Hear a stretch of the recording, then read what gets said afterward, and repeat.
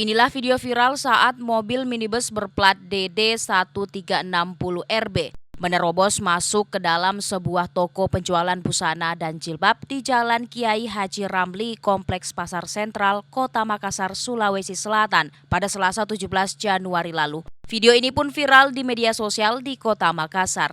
Akibatnya 5 orang dilarikan ke rumah sakit akademis untuk penanganan medis. 1 diantaranya adalah pemilik toko dan 4 orang pengunjung. Mobil tersebut diketahui secara tiba-tiba melaju kencang masuk dan langsung menabrak pengunjung yang sedang berbelanja. Tak hanya pengunjung dan pemilik toko tertabrak, 1 unit sepeda motor juga turut terserempet masuk dalam toko.